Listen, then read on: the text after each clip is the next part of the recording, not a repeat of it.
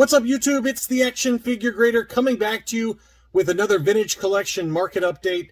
As a reminder, I've got a giveaway going courtesy of Chet Osterman. He's a Patreon supporter.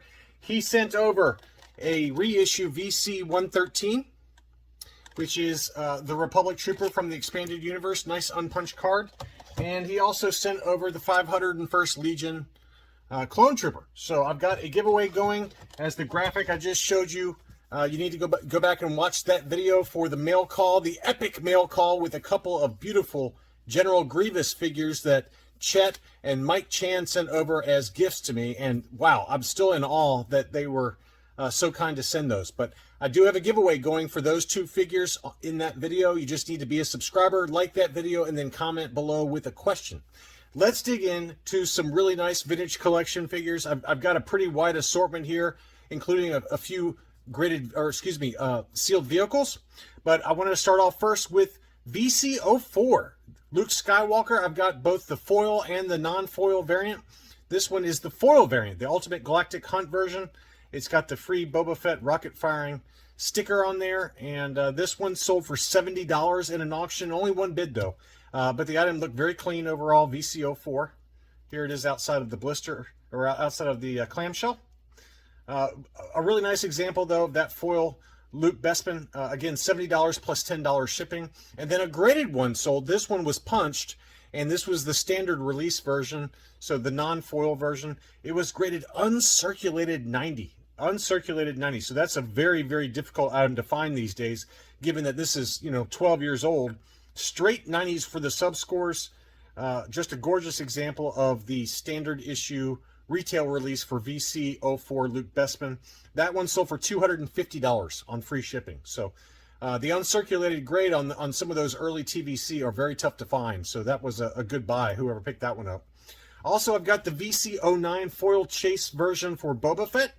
And that's always a really nice one. I was gifted that by James M., who has a massive collection. He sent me the Canadian version of this foil Boba Fett with the factory error that says Boba Fett, B-O-B-B-A. And so that one should be returning back from grading in the next couple of months, I would think. But that was just an amazing gift from James, probably about 9 or 10 months ago. So thank you again, James, for that. Again, this one is the standard U.S. card, VC-09 foil chase Fett. That sold for $245. $245 took that one home. Next up is another example of an unpunched VC-13 Anakin Skywalker. This one had the Darth Vader name pill, though, which is a little bit easier to find. Again, we just documented one on the channel that was an unpunched Anakin Skywalker name pill that sold for $400. And those, I've talked to Boss Bounty as well as the buyer for that one. And that item with the Anakin Skywalker name pill unpunched can go for over $1,000. So that buyer, who's a subscriber, I want to keep it anonymous just to give him some privacy, but to get that for $400 was a good deal. But this is the Darth Vader name pill. Again, it is unpunched, though. That sold for $200.95. Now, that's almost exactly the same price that one just sold for maybe 2 or 3 months ago. That was unpunched with the Darth Vader name pill. That one sold for $202. So $200.95 is almost the exact same price, and very fair for that item. Next up, this was a great deal. This was a steal of a deal. This was the Clone Trooper on the Ultimate Galactic Hunt foil cardback VC-15. It sold for 28 pounds, which is $32, and it was in pretty impeccable shape overall. You can see the blister there. Everything was just in really, really nice shape. And to get that one for, let's call it $30 US, $32 US plus shipping, that was a fantastic deal, whoever got that one. Next up is a Revenge of the Jedi Luke Skywalker indoor capture. This was unpunched. This is the SDCC version that came in the Death Star box set. And this one was listed for $99.99, and the best offer that was accepted was $85. So pretty good deal there for a nice unpunched Revenge of the Jedi Luke indoor capture. Also a VC-44 Luke Skywalker Dagobah Landing sold. This one has the dark blue saber, as you can see. There's, again, we've talked about this at length. There's also a light blue saber variation, but this is what I've found to be the most common. This one was punched, and it sold for $91 at auction, 20 bids. That closed on September 4th. So another data point for those of you looking for what, in my mind, is one of the best TVC out there. This is the very first TVC item I ever bought at the recommendation of Boss Bounty, and I'm glad I got it because it's just a beautiful, beautiful card back. I love that card art on there. Next up, we got yet another VC64 Princess Leia in her slave outfit. This is the Revenge of the Jedi retail release with the prototype Boba Fett offer sticker on the front, and you can see the paperwork inside the blister there.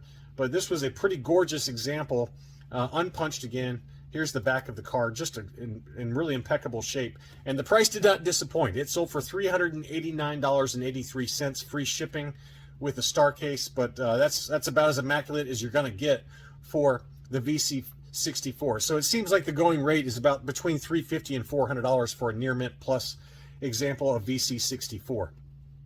Next up was a CAS 80 grade VC96 Darth Malgus. And this one was the US card. It was punched. It did have a little bit of wear, as you can see, around the hang tab. I'm surprised it even got the 80 score, to be honest with you.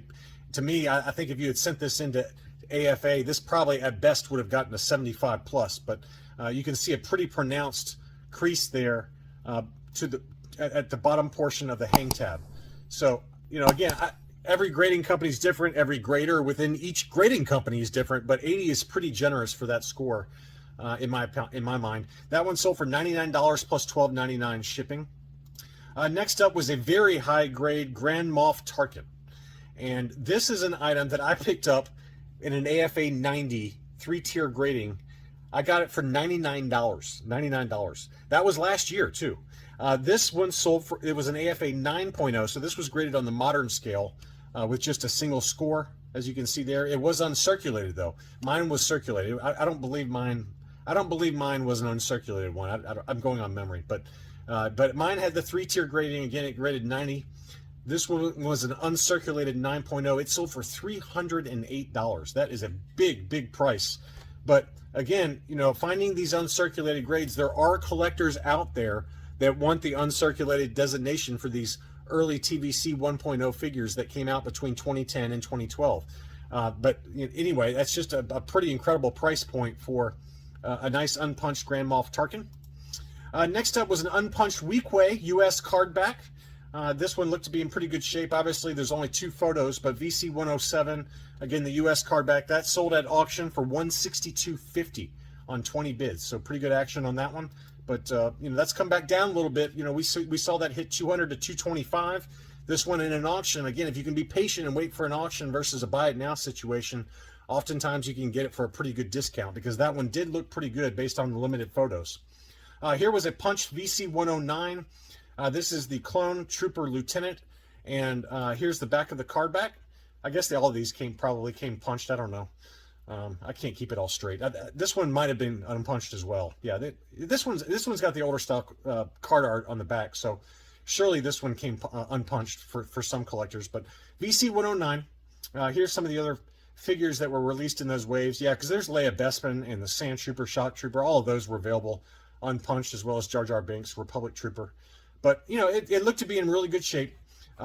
And it was offerless, Clone Trooper Lieutenant. That one sold for $91 plus $5.99 shipping. And then here was a beautiful unpunched Canadian Shock Trooper. Again, this one's tough to find unpunched on the Canadian card back.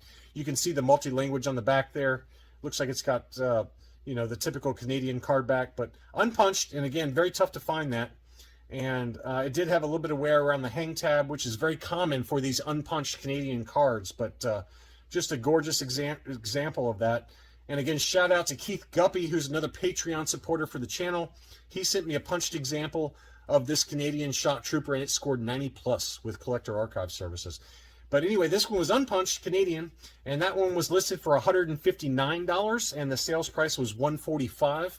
I think that's a pretty good price for the Canadian card back, because the US card back unpunched can sell for about $100 to $120, and to get the much more difficult to find Canadian card back for $145 was a pretty good price in my mind. You got to remember that these Canadian cards, they were produced 1 for every 10 US cards, so very tough to find that one unpunched. Next up, we've got a punched example of VC111 Princess Leia in her Bespin outfit. That sold for $76, but then a graded one sold that was unpunched, and it scored 9.0 on the modern scale with AFA. That sold for only $123.71 plus $15 shipping. So that one was clearly an amazing deal, given that this one was not graded and it was also punched versus unpunched for $76 plus $9.45 shipping, versus the unpunched very high grade example that sold for $123 plus $15 shipping. So whoever got this graded example of the VC-111 Princess Leia on the US card back, that was a fantastic buy. Next up, we did see this one sell. This one was in my what to buy video last week. This was an uncirculated 95 Han Solo Stormtrooper. It was graded, again, UKG U95, as you can see there. But what makes this one special is that it has the Hong Kong import sticker, as you can see on the bottom, on the back of the card. So very tough to find variant. You don't find those Hong Kong import stickers very much. But anyway, it was listed for 149 pounds, excuse me. And the sales price was 140 pounds. So the seller came off a little bit on that one, but that's a really nice example. And I've heard that this seller might have some more of these. So if you're looking for one of these, be on the lookout on eBay, because potentially some more of these might get listed. This seller reached out to me and did mention that there's some others that he might have some others listed. Next up is Luke Skywalker crate. We talk about this one a lot and how much this one has gone up in price.